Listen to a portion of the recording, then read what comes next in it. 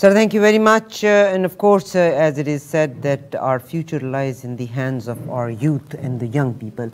آپ مجھے یہ بتائیے گا کہ ہمارے اسٹوڈنٹس کیسے رول پلے کر سکتے ہیں؟ جی بالکل، دیکھیں جو obviously وہ at the risk of like saying a cliche, child is the father of man, as they say.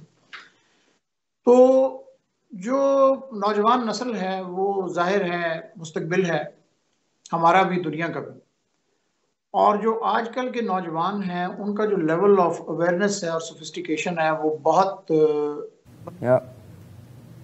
اور ان کی جو اویئرنیس ہے، کیونکہ جو نوجوان نسل ہے ان کو آپ کہہ سکتے ہیں کہ they are true international citizens, اور ان کو بہت اس چیز کا فکر رہتا ہے کہ دنیا کے مختلف خطوں میں کیا ہو رہا ہے، جہاں بھی کوئی زیادتی ہوتی ہے تو جو ینگ جنریشن کے لوگ ہیں you see them word about that, چاہے وہ کہیں فیمن ہو، کہیں جینوسائڈ ہو رہی ہو، کہیں کوئی اٹروسٹیز ہو رہی ہوں. تو اس لحاظ سے یہ جو کشمیر کا مسئلہ ہے یہ ان کے جو یوتھ میں آبویسلی اس کی اویئرنیس پائی جاتی ہے، ہمیں یہ محسوس بھی ہوتا ہے، اور اس کو سسٹین کرنے میں اس میں اٹینشن کو اور اس کے بارے میں اویئرنیس بڑھانے میں بہت رول ہے. تو یہاں پہ میری اپیل یہ ہوگی کہ جو ذرا مطلب آپ سمجھ لیں کہ جو ینگر جنریشن کے جو مینٹر ہیں یا جو ان کے والدین ہیں وہ اس چیز کی اویئرنیس بھی بڑھائیں یوتھ میں.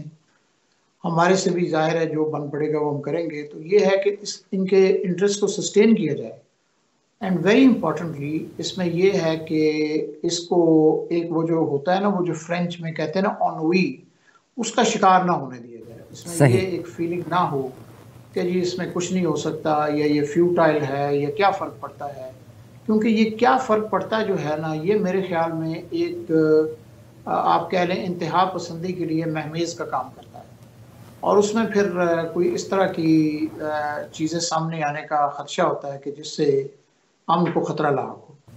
تو ہمیں جی بڑی اپریسیشن ہے for the role of the youth, اور ایکسپیکٹیشنز بھی بہت ہیں کہ they are the ones who have to keep it alive and see it through to its logical conclusion. صحیح سر، بہت شکریہ ہمارے جناب رضا بشیر طاہر صاحب میرے ساتھ. سر آپ کے ٹائم دینے کا بہت شکریہ. اور ایک چیز میں جو کہنا چاہتی ہوں، ہمارے اداروں کی یہ ذمہ داری ہے کہ باقاعدہ جو بڑے حساس ایشوز ہیں ان پہ خاص ایس لگنے چاہیے، تاکہ یوتھ جو ہے وہ ٹیکنالوجی کے بہت قریب ہے اور